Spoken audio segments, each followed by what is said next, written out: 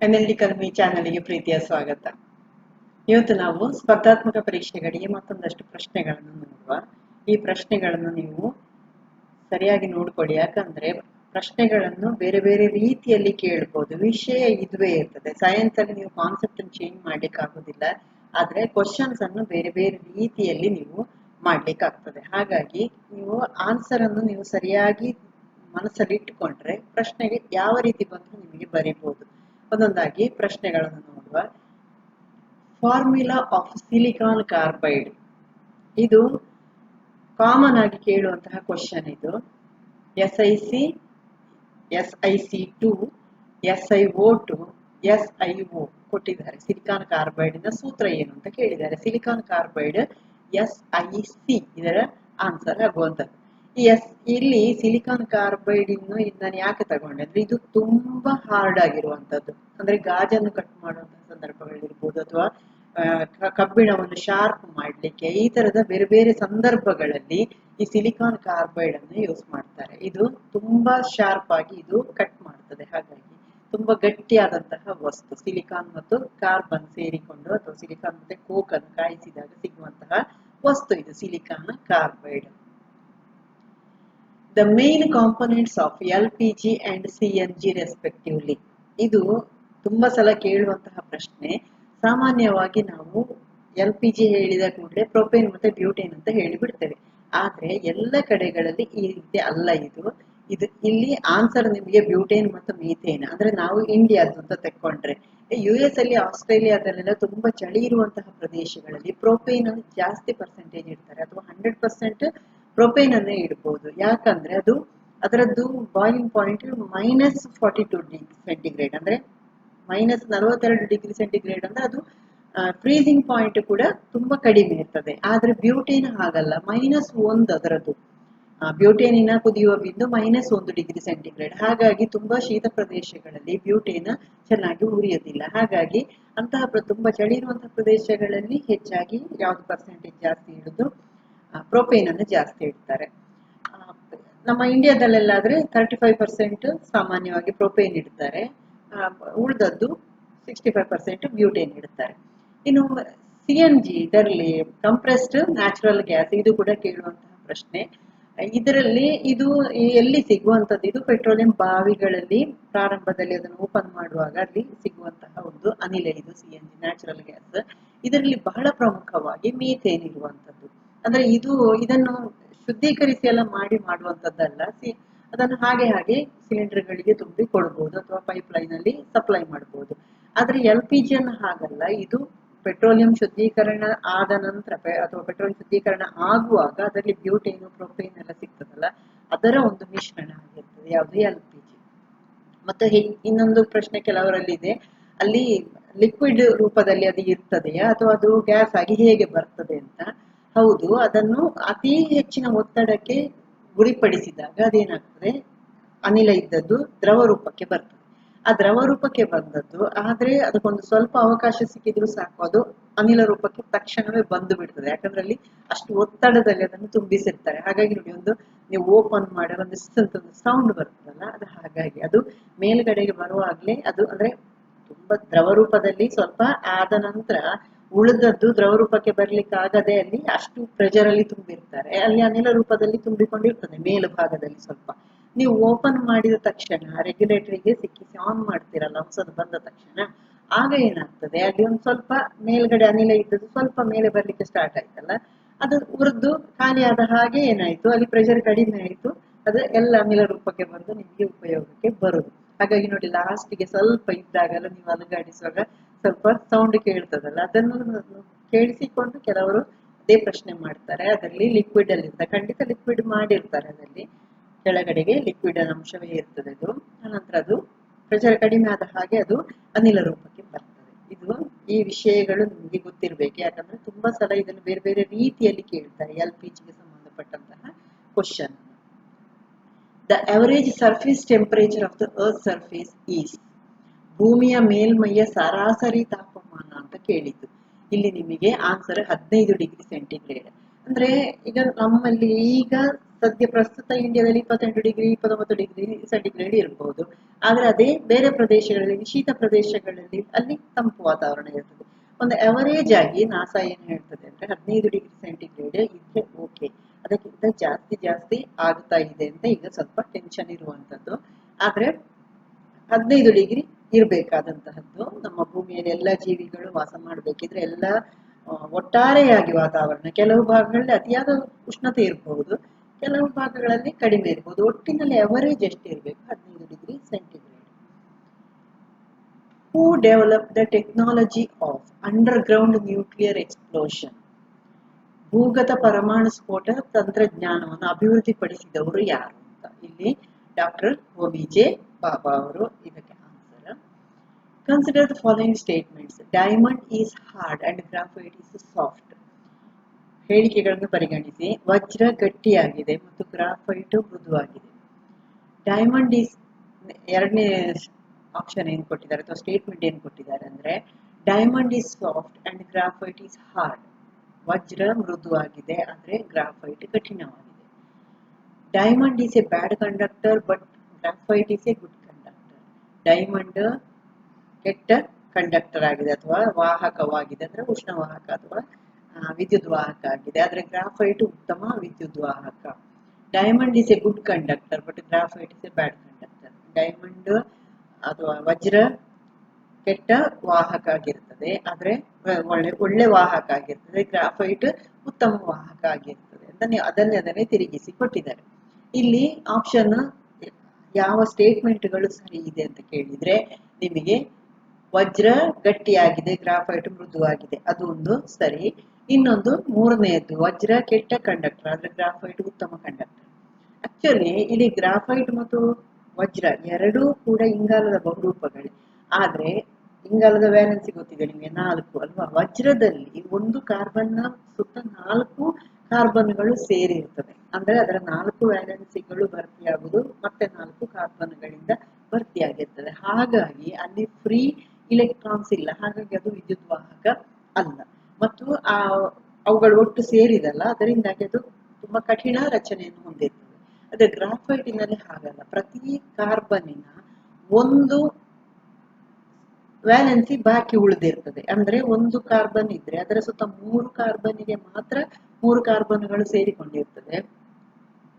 ಆ ಒಂದು ಇಲೆಕ್ಟ್ರಾನಿಗೆ ಅಂದ್ರೆ ಇನ್ನೊಂದು ವ್ಯಾಲೆನ್ಸಿ ಇಲೆಕ್ಟ್ರಾನ್ ಇದೆಯಲ್ಲ, ಅದಕ್ಕೆ ಯಾವುದೇ ಕಾರ್ಬನ್ ಸೇರಿರುವುದಿಲ್ಲ. ಅದರಿಂದಾಗಿ ಏನಾಗ್ತದೆ, ಅದು ಪದರದಾಗಿ ಜೋಡಿಸಲ್ಪಟ್ಟಿರ್ತದೆ. ಅದರಿಂದ ಅಣುಗಳು ಪದರವಾಗಿರ್ತದೆ. ಹಾಗಾಗಿ ಅದರ ಜಾರುವಿಕೆ ಸ್ಮೂತ್ ಆಗಿರುವಂತದ್ದು, ಹಾಗಾಗಿ ಅಥವಾ ಸಾಫ್ಟ್ನೆಸ್ ಬಂದದ್ದು, ಆ ಜಾರುವಿಕೆ ಸ್ವಭಾವ. ಹಾಗಾಗಿ ಅದನ್ನು ನೋಡಿ, ಇದು ಗ್ರೀಸ್ ಆಯಿಲ್ ಎಲ್ಲ ಇದೆಯಲ್ಲ, ಮಿಷಿನಿಗೆಲ್ಲ ಹಾಕುವಂಥದ್ದು, ಅದಕ್ಕೆಲ್ಲ ಅದನ್ನು ಆಡ್ ಮಾಡ್ತಾರೆ, ಯಾವುದಕ್ಕೆ ಗ್ರೀಸಿಗೆಲ್ಲ ಸೇರಿಸ್ತಾರೆ. ಅದೇ ತರ ಪೆನ್ಸಿಲಿನಲ್ಲಿ ಇದನ್ನು ಗ್ರಾಫೈಟ್ ಅನ್ನು ಬಳಸಲಿಕ್ಕೆ ಕಾರಣ ಅದೇ. ಅದು ಬ್ಲ್ಯಾಕ್ ಇರೋದು ಒಂದು ಕಾರಣ, ಇನ್ನೊಂದು ಅದು ಸ್ಮೂತ್ ಆಗಿ ಬರೀತದೆ, ಅರ್ಥ ಆಯ್ತಾ? ಅದಕ್ಕೋಸ್ಕರ ಗ್ರಾಫೈಟ್ ಸೇರಿಸುದು. ಶುದ್ಧ ಗ್ರಾಫೈಟ್ ಹೇಗಿರ್ತದೆ ಅಂತ ನೀವು ನೋಡಿದ್ದೀರಾ, ತುಂಬಾ ಅಂದ್ರೆ ತುಂಬಾ ಮೆದುವಾಗಿರ್ತದೆ. ಅದು ಕೈಯಲ್ಲಿ ಹೀಗೆ ಪೀಸ್ ಮಾಡಬಹುದು ನೀವು, ಮತ್ತೆ ಕೈಗೆ ಅದು ಸ್ಮೂತ್ ಆಗಿ ಹಿಡಿತದೆ. ಹಾಗಾಗಿ ಗ್ರಾಫೈಟ್ ಮೆದು ಇರುವಂತದ್ದು ಮತ್ತು ಅದರದ್ದು ಉತ್ತಮ ವಿದ್ಯುತ್ ವಾಹಕ. ಪೆನ್ಸಿಲಿನ ಮೂಲಕ ವಿದ್ಯುತ್ ವಾಹಕ, ಪೆನ್ಸಿಲ್ ಯಾಕೆ ವಿದ್ಯುತ್ ವಾಹಕ ಆಗಿದೆ ಅಂತ ಕೇಳಿದ್ರೆ ಅದರಲ್ಲಿರುವಂತಹ ಗ್ರಾಫೈಟಿನಿಂದಾಗಿ, ಅರ್ಥ ಆಯ್ತಲ್ಲ? ಹಾಗಾಗಿ ಇದು ಒಟ್ಟು ವಿಷಯಗಳು ಅಲ್ಲಿ ಬರುವಂತದ್ದು. ಇಲ್ಲಿ ಯಾಕೆ ವಜ್ರ ಯಾಕೆ ಉತ್ತಮ ವಾಹಕ ಅಲ್ಲ ಅಂತ ಕೂಡ ಕೇಳಬಹುದು. ಹಾಗೆ ಕೇಳಿ ನಿಮ್ಗೆ ಆಪ್ಷನ್ ಕೊಡ್ಬೋದು. ಅಲ್ಲಿ ಫ್ರೀ ಇಲೆಕ್ಟ್ರಾನ್ಸ್ ಇಲ್ಲ, ಗ್ರಾಫೈಟಿನಲ್ಲಿ ಫ್ರೀ ಇಲೆಕ್ಟ್ರಾನ್ ಇದೆ, ಹಾಗಾಗಿ ಅಂತ ನೀವು ಬರೆದ್ರೆ ಆಯ್ತು. Which one among the following does not have an electron? ಕೆಳಗಿನವುಗಳಲ್ಲಿ ಯಾವ ಧಾತುವಿಗೆ ಸಮಸ್ಥಾನಿ ಇಲ್ಲ? ಸಮಸ್ಥಾನಿ ಅಂದ್ರೆ ಅಥವಾ ಬಹುರೂಪಗಳು ಅಂದ್ರೆ ಏನು? ಈ ಸಮಸ್ಥಾನಿಗಳಂದ್ರೆ ಒಂದು ಯಾವುದೇ ಒಂದು ವಸ್ತುವಿನ ಬಹುರೂಪ ಅಂದ್ರೆ ಇಲ್ಲಿ ಒಂದು ಧಾತು ಬೇರೆ ಬೇರೆ ರೂಪಗಳಲ್ಲಿ ಸಿಗುವಂತದ್ದು. ಉದಾಹರಣೆಗೆ ಆಕ್ಸಿಜನ್ನಿನ ಬಹುರೂಪ ಯಾವುದು ಅಂತ ಕೇಳಿದ್ರೆ, ಅಲ್ಲಿ ಆಕ್ಸಿಜನ್ನ ಬಹುರೂಪ ನಮಗೆ ಓಝೋನ್ ಆಯ್ತು. ಅಲ್ಲಿ ಆಕ್ಸಿಜನ್ನದೇ ಪರಮಾಣು 3 ಪರಮಾಣು ಸೇರಿರ್ತದೆ. ನಾವು ಉಸಿರಾಡುವಂತಹ ಆಕ್ಸಿಜನ್ನ 2 ಪರಮಾಣುಗಳು ಮಾತ್ರ ಸೇರಿರ್ತದೆ. ಅದು ಲಕ್ಷಣಗಳು ಅದರದ್ದು ಬೇರೆ ಬೇರೆಗಳಿದೆ, ಯಾವುದು ಆಮ್ಲಜನಕ ಮತ್ತು ಓಝೋನ್ನದ್ದು ಲಕ್ಷಣಗಳು ಬೇರೆ ಬೇರೆ ಇದೆ. ಇನ್ನು ಸಲ್ಫರಿಗೂ ಇದೆ. ಸಲ್ಫರಿಗೆ ಸೂಜಿಗಂಧಕ, ಅಷ್ಟಮುಖಿ ಗಂಧಕ ಕೇಳಿದಿರಲ್ಲ, ಹಾಗಾಗಿ ಅವುಗಳು ಹೌದು. ಇನ್ನು ಕಾರ್ಬನ್ನಿಗೆ ಈಗಾಗಲೇ ಹೇಳಿದೆ ನಾನು, ಯಾವುದು ಗ್ರಾಫೈಟ್, ಫ್ಲರಿನ್, ಮಸಿ, ಕೋಕ್ ಎಲ್ಲ ಇಂಗಾಲದ ಬಹುರೂಪಗಳೇ. ಹಾಗಾದ್ರೆ ಇಲ್ಲಿ ಆನ್ಸರ್ ಯಾವುದು? ನೈಟ್ರೋಜನ್. ನೈಟ್ರೋಜನ್ಗೆ ಯಾವುದೇ ಬಹುರೂಪ ಇಲ್ಲ, ಸಾರಜನಕಕ್ಕೆ ಬಹುರೂಪ ಇಲ್ಲ. When a ring of metal is heated, what happens to its hole? ಇಲ್ಲಿ ಒಂದು ಲೋಹದ ಉಂಗುರ ಇದೆ, ಅದನ್ನು ಬಿಸಿ ಮಾಡಿದೆ, ಆಗ ಅದರ ರಂಧ್ರದ ಸ್ಥಿತಿ ಏನಾಗುತ್ತದೆ ಅಂತ ಕೇಳಿದ್ದು. ಒಂದನೇ ಸ್ಟೇಟ್ಮೆಂಟ್ ಏನು? ಇಲ್ಲಿ ಎಕ್ಸ್ಪಾಂಡ್ಸ್, ವಿಸ್ತರಿಸ್ತದೆ. ರಿಂಗ್ ಅದರ ಒಳಗಿನ ಭಾಗ ರಂಧ್ರ ವಿಸ್ತಾರ ಆಗ್ತದೆ ಅಂತ ಹೇಳ್ತದೆ. ಎರಡನೇದು ಕಾಂಟ್ರಾಕ್ಟ್ಸ್, ಅದು ಸಂಕುಚಿತಗೊಳ್ತದೆ, ರಂಧ್ರ ಸಣ್ಣದಾಗ್ತದೆ ಅಂತ. ಮೂರನೇದು it expands or contracts according to its diameter, ಅದರ ವ್ಯಾಸದ ಪ್ರಕಾರ ಅದು ವಿಸ್ತರಿಸ್ತದೆ ಅಥವಾ ಸಂಕುಚಿತಗೊಳ್ತದೆ ಅಂತ ಕೊಟ್ಟಿದ್ದಾರೆ. ನಾಲ್ಕನೇದೇನು ಕೊಟ್ಟಿದ್ದಾರೆ? It expands or contracts according to its coefficient of expansion, ಅದರ ವಿಸ್ತರಣೆಯ ಗುಣಾಂಕದ ಪ್ರಕಾರ ಅದು ವಿಸ್ತರಿಸ್ತದೆ ಅಥವಾ ಸಂಕುಚಿಸ್ತದೆ ಅಂತ ಕೊಟ್ಟಿದ್ದಾರೆ. ಇಲ್ಲಿ ನಿಮಗೆ ಸಿಂಪಲ್ ಆಗಿ ಏನು ಆನ್ಸರ್? ಅದು ವಿಸ್ತಾರ ಆಗ್ತದೆ ಅಷ್ಟೇ. ಲೋಹಗಳು ಯಾವಾಗಲೂ ಶಾಖವನ್ನು ಕೊಟ್ಟಾಗ ಅದು ವಿಸ್ತಾರ ಹೊಂದುತ್ತದೆ, ಸಂಕೋಚನೆಗೊಳ್ತದೆ ಹೇಳುವಂತ ಪ್ರಶ್ನೆ ಇಲ್ಲ, ವಿಕಾಸಗೊಳ್ತದೆ. ಹಾಗಾಗಿ ವಿಸ್ತರಿಸುತ್ತದೆ. ನಿಮಗೆ ಇದನ್ನು ಯಾಕೆ ಕೊಟ್ಟೆ ಅಂದ್ರೆ, ನಿಮಗೆ ಕೆಲವು ಸತಿ ಏನಾಗ್ತದೆ, ಇಲ್ಲಿ ವಿಸ್ತರಣೆಯ ಗುಣಾಂಕದ ಪ್ರಕಾರ ಅಂತಲ್ಲಿ ಏನೋ ಸ್ವಲ್ಪ ಎಕ್ಸ್ಟ್ರಾ ವಿವರಣೆ ಕೊಟ್ಟಿದ್ದಾರೆ ಅಂತ ಅನ್ನಿಸುವಾಗ ನಮಗೆ ಅದು ಏನೋ ಅಂತ ಅನ್ನಿಸ್ತದೆ. ಅದಕ್ಕೋಸ್ಕರ ಇಲ್ಲ, ಸಿಂಪಲ್ ಆಗಿರುವಂತಹ ಆನ್ಸರೇ ಇರ್ತದೆ ತುಂಬಾ ಸಲ. ಹಾಗಾಗಿ ಕನ್ಫ್ಯೂಸ್ ಆಗಬೇಡಿ ಆನ್ಸರ್ ಬರೆಯುವಾಗ. If the diameter of a capillary is doubled, then the rise of water in it will be. Capillary ಅಥವಾ ಲೋಹನಾಳ ಅಂತ ಇದೆಯಲ್ಲ, ಅದರ ವ್ಯಾಸವನ್ನು ದ್ವಿಗುಣಗೊಳಿಸಿದ್ರೆ, ವ್ಯಾಸವನ್ನು ಡಬಲ್ ಮಾಡಿದೆ, ಹಾಗಾದ್ರೆ ಆಗ ಅದರಲ್ಲಿ ನೀರು ಏರಿಕೆ ಯಾವ ರೀತಿ ಇರ್ತದೆ ಅಂತ ಕೇಳಿದ್ದಾರೆ. ಒಂದನೇದೇನು ಕೊಟ್ಟಿದ್ದಾರೆ? 2 times, ಅದು 2 ಡಬಲ್ ಆಗಿರ್ತದೆ ಅಂತ. ಅಂದ್ರೆ ಮೊದಲು ಎಷ್ಟು ಹೋಗ್ತಿತ್ತು ಅದರ ಡಬಲ್ ಹೋಗ್ತದೆ. ಎರಡನೇ ಆಪ್ಷನ್ ಏನ್ ಕೊಟ್ಟಿದ್ದಾರೆ? ಹಾಫ್ ಆಗ್ತದೆ ಅಂತ. ಮೊದಲು ಹೋದಕ್ಕಿಂತ 10% ಕಡಿಮೆನೆ ಆಗ್ತದೆ. 4 times, 4 ಪಟ್ಟು ಹೆಚ್ಚಾಗ್ತದೆ. ನೋ ಚೇಂಜ್, ಯಾವುದೇ ಬದಲಾವಣೆ ಇಲ್ಲ. ಇಲ್ಲಿ ಆನ್ಸರ್ ಏನು? ಅರ್ಧದಷ್ಟಾಗ್ತದೆ. ಯಾಕೆ ಅರ್ಧದಷ್ಟಾಗುವುದು?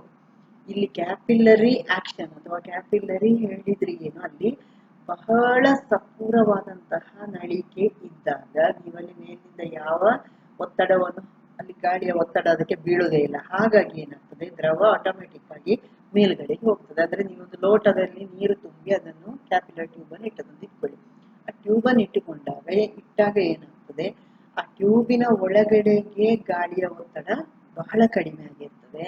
ಆದ್ರೆ ಆ ಟ್ಯೂಬಿನ ಹೊರಗಡೆಗೆ ಇಲ್ಲಿ ನೀರಿಟ್ಟಿದ್ದೀರಲ್ಲ, ಆ ನೀರಿನ ಮೇಲೆ ವಾತಾವರಣದ ಒತ್ತಡ ಹೆಚ್ಚಿರ್ತದೆ. ಇದರಿಂದಾಗಿ ಏನಾಯ್ತು? ಅದರ ಮೂಲಕ ನೀರು ಮೇಲೆ ಏರ್ತದೆ. ನೀವು ಸ್ಟ್ರಾದಲ್ಲೆಲ್ಲ ಆದ್ರೆ ಏನ್ ಮಾಡ್ಬೇಕು? ಸ್ಟ್ರಾ ದಪ್ಪ ಅಲ್ವಾ, ಅದರಲ್ಲಿ ಆದ್ರೆ ನೀವು ಸುಮ್ಮನೆ ಬಾಯಿಗೆ ಇಟ್ಕೊಂಡ್ರೆ ನಿಮ್ಮ ಬಾಯಿಗೆ ಬರೋದಿಲ್ಲ, ನೀವು ಎಳಿತೀರಿ. ಎಳೆಯುವುದಂದ್ರೆ ಏನು? ಆ ಟ್ಯೂಬಿನ ಒಳಗಡೆ ಇರುವಂತಹ ಗಾಳಿಯನ್ನು ನೀವು ಮೊದಲು ಸಕ್ ಮಾಡ್ತೀರಿ, ನಿಮ್ಮ ಬಾಯಿಗೆ ತಗೊಳ್ತೀರಿ. ಆಗೇನಾಯ್ತು? ಅಲ್ಲಿ ನಿರ್ವಾತ ಇತ್ತು.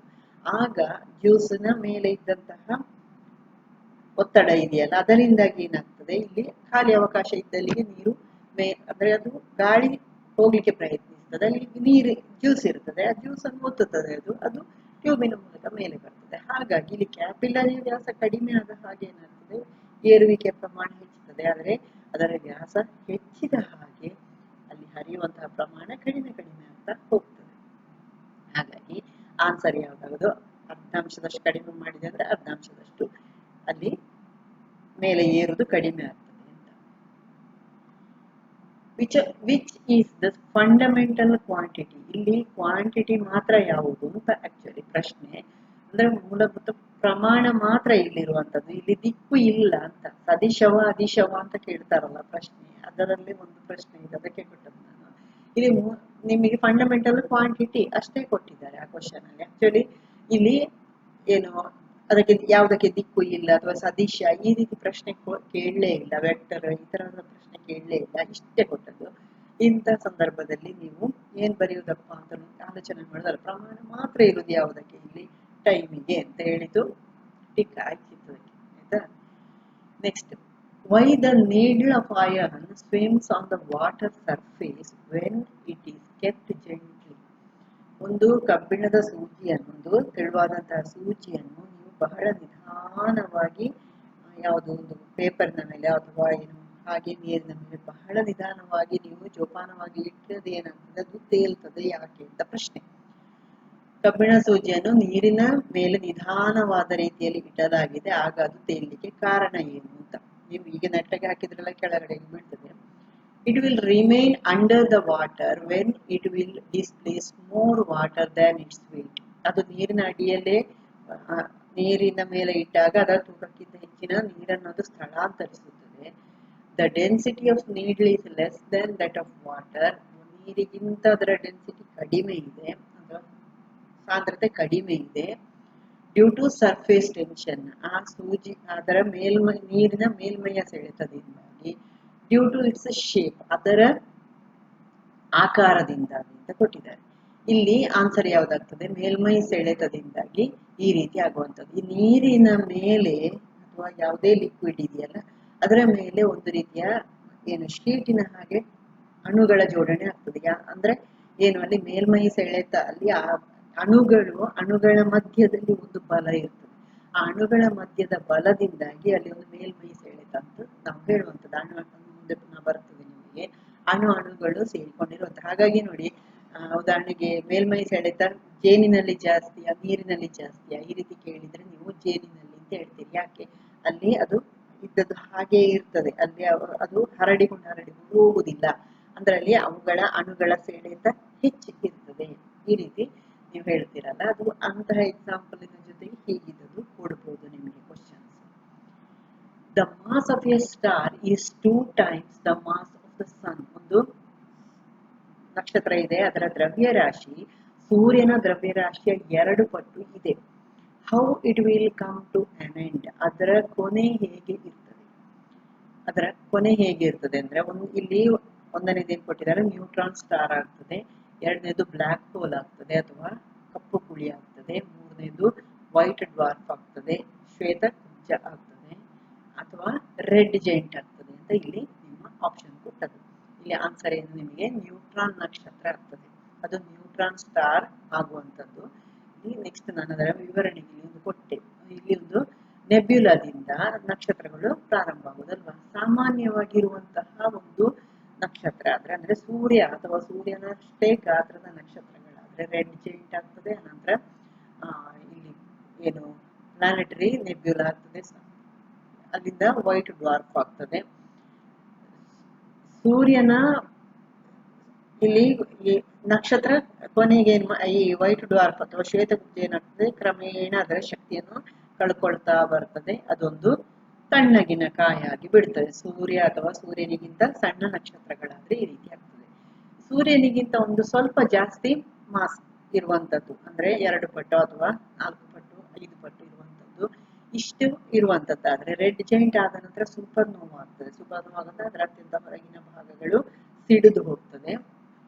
ಆ ಒಳಗಿನ ಭಾಗ ಮುಂದೆ ಸಂಕೋಚನೆ ಆಗಿ ನ್ಯೂಟ್ರಾನ್ ನಕ್ಷತ್ರ ಆಗ್ತದೆ. ಯಾವುದು ಸೂರ್ಯನಿಗಿಂತ 2 ಪಟ್ಟು 3 ಪಟ್ಟು ಜಾಸ್ತಿ ಇರುವಂತಹ ರಾಶಿ, ಪ್ರಾರಂಭಿಕ ರಾಶಿ ಇದ್ದದ್ದಾದ್ರೆ. ಇನ್ನು ಸೂರ್ಯನಿಗಿಂತ ಒಂದು 30 ಪಟ್ಟು ಎಲ್ಲ ಹೆಚ್ಚು ರಾಶಿ ಇದ್ದದ್ದು ಪ್ರಾರಂಭದಲ್ಲಿ ಅಂತಂದ್ರೆ ಅದು ಬ್ಲ್ಯಾಕ್ ಹೋಲ್ ಆಗುವಂಥದ್ದು. ಅದರ ಈ ಸೂಪರ್ ನೋವಾ ಆದ ನಂತರ ಒಳಗಿನ ಭಾಗ ಸಂಕೋಚನೆ ಆಗಿ ಅದು ಅತಿ ಹೆಚ್ಚಿನ ಗುರುತ್ವಾಕರ್ಷಣೆಯನ್ನು ಹೊಂದುತ್ತದೆ. ಆಗ ಅದು ಬ್ಲ್ಯಾಕ್ ಹೋಲ್ ಆಗುವಂಥದ್ದು. ಅಂದ್ರೆ ಅತಿಯಾದಂತಹ ಒಂದು ಸೆಳೆತವನ್ನು ಅದು ಹೊಂದಿರ್ತದೆ. ಬ್ಲ್ಯಾಕ್ ಹೋಲ್ ಅನ್ನು ಗುರುತಿಸುವುದು ಹೇಗೆ ಅಂತ ಹೇಳಿದ್ರೆ, ಅಷ್ಟು ಭಾಗದಲ್ಲಿ ಖಾಲಿ ಕಾಣಿಸ್ತದೆ, ಕಪ್ಪು ಕಾಣ್ತದೆ ಅಂತಲ್ಲ, ಖಾಲಿ ಕಾಣಿಸ್ತದೆ ನಮಗೆ. ಆದ್ರೆ ಅಂದ್ರೆ ಅದರ ಸುತ್ತಮುತ್ತ ಇರುವಂತಹ ಅನೇಕ ಅಂಶಗಳನ್ನು, ಗ್ರಹಗಳನ್ನೆಲ್ಲ ಅದು ಅಥವಾ ನಕ್ಷತ್ರಗಳನ್ನು ಅದು ಸೆಳೆದುಕೊಂಡಿರ್ತದೆ. ಒಂದಷ್ಟು ಜಾಗ ಖಾಲಿ ಕಾಣಿಸ್ತದೆ.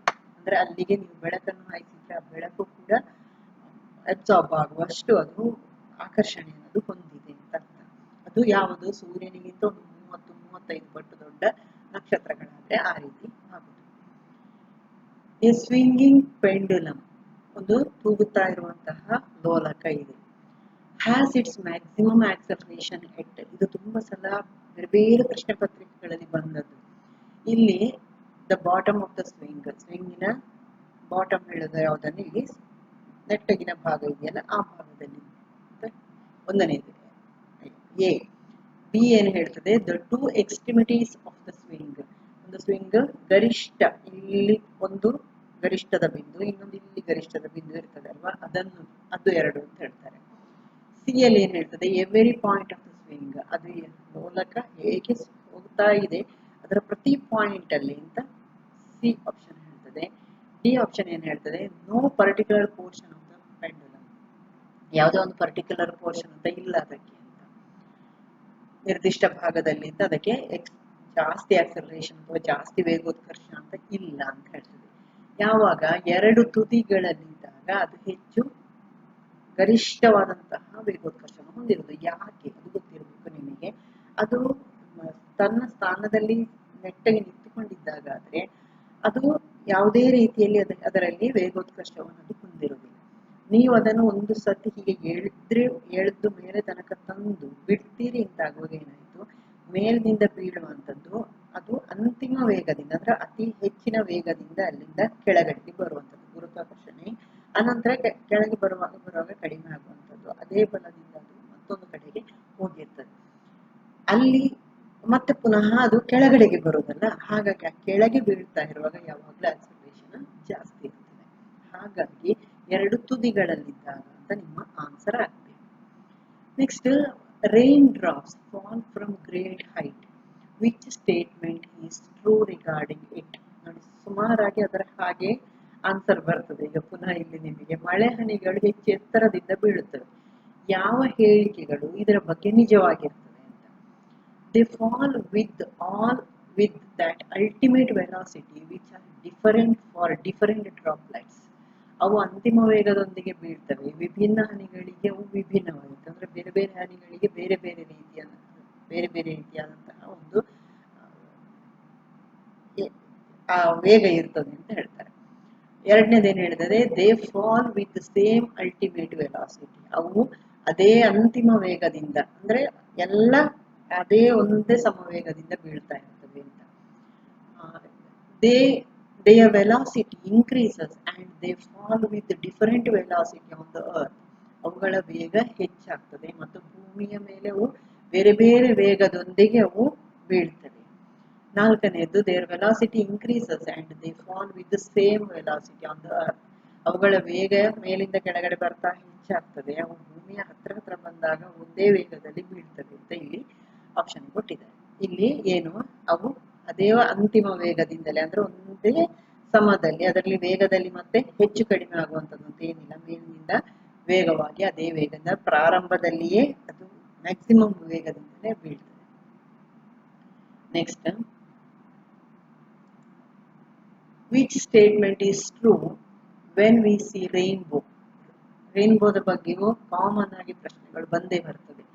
ಒಂದು ಮಳೆ ಬಿಲ್ಲು ನೋಡಿದಾಗ, ಅಂದ್ರೆ ಒಂದು ಮಳೆ ಬಿಲ್ಲು ಕಾಣಿಸ್ತಾ ಇದೆ ಅಂತ ಹೇಳುವಾಗ ಈ ಕೆಳಗಿನ ಯಾವ ಸ್ಟೇಟ್ಮೆಂಟ್ ಸರಿ ಅಂತ ಕೇಳುದು. We face sun and raindrops. ನಾವು ಸೂರ್ಯ ಮತ್ತು ಮಳೆ ಹನಿಯ ಎದುರುಗಡೆಗಿರ್ತೇವೆ. The sun remains behind us. ಸೂರ್ಯ ನಮ್ಮ ಹಿಂದೆ ಇರ್ತಾನೆ ಮತ್ತು ನಾವು ಮಳೆ ಹನಿಗಳ ಎದುರು ಇರ್ತೇವೆ, ಅಂದ್ರೆ ನಮ್ಮ ಕಣ್ಣೆದುರಿಗೆ ಮಳೆ ಬೀಳುವಂಥದ್ದು ಕಾಣಿಸುವುದು, ಹಿಂಬದಿ ಸೂರ್ಯ ಇರುವಂಥದ್ದು ಅಂತ. ಮೂರನೇದೇನು ಹೇಳ್ತದೆ, in light rainfall we face sun. ಸ್ವಲ್ಪ ಮಳೆ ಬರ್ತಾ ಇದೆ, ನಾವು ಸೂರ್ಯನ ಎದುರುಗಡೆಗಿದ್ದೇವೆ, ಆಗ ಕಾಮನ ಬಿಲ್ಲು ಕಾಣ್ತದೆ ಅಂತ ಹೇಳ್ತಾರೆ. ನಾಲ್ಕನೇದೇನು ಹೇಳ್ತದೆ, the sky remains clear and the sun is at lower position in the sky. ಆಕಾಶ ಸ್ಪಷ್ಟವಾಗಿರ್ತದೆ ಮತ್ತು ಸೂರ್ಯನ ಆಕಾಶದಲ್ಲಿ ಕೆಳ ಸ್ಥಾನದಲ್ಲಿ ಇರ್ತಾನೆ, ಅಂತ ಸಂದರ್ಭದಲ್ಲಿ ರೈನ್ಬೋ ಕಾಣಿಸ್ತದೆ ಅಂತ ಹೇಳ್ತಾರೆ. ಯಾವುದಿದರಲ್ಲಿ ಸರಿ? ಸೂರ್ಯ ನಮ್ಮ ಹಿಂದೆ ಇದ್ದು, ಅಂದ್ರೆ ಸೂರ್ಯನ ಬೆಳಕು ಏನಾಗ್ಬೇಕು, ಮೇಲಿನಿಂದ ಪಾಸ್ ಆಗಿ ಅಲ್ಲಿ ಬೀಳ್ತಾ ಇರುವಂತಹ ಮಳೆಯ ಹನಿಗಳ ಮೇಲೆ ಬೀಳ್ಬೇಕು, ಅಲ್ಲಿ ಅದು ವಕ್ರೀಭವನ ಆಗಿಕೊಂಡು ನಮಗೆ ವಾಪಸ್ ಬರುವಾಗ ಅಲ್ಲಿ ಏನಾಗಿರ್ತದೆ, ಆಂತರಿಕ ಪ್ರತಿಫಲನವೂ ಆಗಿರ್ತದೆ ಅಲ್ಲ, ಹಾಗೆ ಆಗಿ ಬರುವಾಗ ನಮಗೆ ರೈನ್ಬೋ ಕಾಣಿಸ್ಬೇಕು. ಅದು ಅಷ್ಟೂ ಬೆಳಕುಗಳು ಅಲ್ಲಿ ಎಲ್ಲ ಹನಿಗಳ ಮೂಲಕ ಬಂದಾಗ ನಮಗೆ ಅಲ್ಲಿ 7 ಬಣ್ಣಗಳ ಒಂದು ಗುಂಪು ಕಾಣಿಸ್ಲಿಕ್ಕೆ ಪ್ರಾರಂಭ ಆಗುದಲ್ವಾ. ಸೂರ್ಯ ನಮ್ಮ ಬೆನ್ನ ಹಿಂದೆ ಇರ್ತಾನೆ, ತಾನೆ ಮಳೆ ಹನಿಯ ಎದುರುಗಡೆಗೆ ನಾವಿರ್ತೇವೆ. ಇದು ಆನ್ಸರ್ ಸರಿ. ದ ಸರ್ಫೇಸ್ ಟೆನ್ಷನ್ ಆಗ ಹೇಳಿದ್ನಲ್ಲ, in a liquid is due to, ಯಾವುದರಿಂದಾಗಿ ಬರ್ತದೆ ಅಂತ. ದ್ರವದಲ್ಲಿ ಮೇಲ್ಮೈ ಸೆಳೆತಕ್ಕೆ ಇದು ಕಾರಣವಾಗಿದೆ. ಒಂದನೇದೇನು ಹೇಳ್ತದೆ, ಎಡೆಸಿವ್ ಫೋರ್ಸ್ ಬಿಟ್ವೀನ್ ಮಾಲಿಕ್ಯೂಲ್ಸ್, ಅಂಟಿಕೊಳ್ಳುವ ಅಣುಗಳ ನಡುವಿನ ಬಲ. ಕೊಹೆಸಿವ್ ಫೋರ್ಸ್ ಬಿಟ್ವೀನ್ ಮಾಲಿಕ್ಯೂಲ್ಸ್, ಅಣುಗಳ ನಡುವೆ ಅವುಗಳನ್ನು ಒಗ್ಗೂಡಿಸುವಂತಹ ಬಲ, ಅಂದ್ರೆ ಒಂದಕ್ಕೊಂದು ಸೇರಿಸುವಂತಹ ಬಲ. ಗ್ರಾವಿಟೇಷನಲ್ ಫೋರ್ಸ್ ಬಿಟ್ವೀನ್ ಮಾಲಿಕ್ಯೂಲ್ಸ್, ಅಣುಗಳ ನಡುವೆ ಗುರುತ್ವಾಕರ್ಷಣ ಶಕ್ತಿ.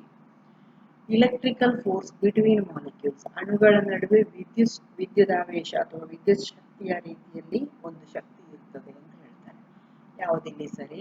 ಅಣುಗಳ ನಡುವೆ ಒಗ್ಗೂಡಿಸುವ ಶಕ್ತಿ, ಅಣುಗಳ ಮಧ್ಯೆ ಇರುವಂತಹ ಒಂದು ಸೆಳೆತ ಇದೆಯಲ್ಲ, ಅಣುಗಳನ್ನು ಸೇರಿಸುವಂತಹ ಒಂದು ಬಂಧಕ ಶಕ್ತಿ ಇದೆಯಲ್ಲ, ಅದು ಸರ್ಫೇಸ್ ಟೆನ್ಷನ್ಗೆ ಕಾರಣ. ಇಷ್ಟು ವಿಷಯಗಳಲ್ಲಿ ನಿಮಗೇನಾದರೂ ಡೌಟ್ಸ್ ಇದ್ರೆ ಅಥವಾ ಏನಾದರೂ ಕೇಳಬೇಕು ಅಂತ ಇದ್ರೆ ಖಂಡಿತವಾಗಿ ಕಮೆಂಟ್ ಬಾಕ್ಸ್ ಅಲ್ಲಿ ಹಾಕಿ. ಫ್ರೆಂಡ್ಸಿಗೆ ಶೇರ್ ಮಾಡಿ, ಲೈಕ್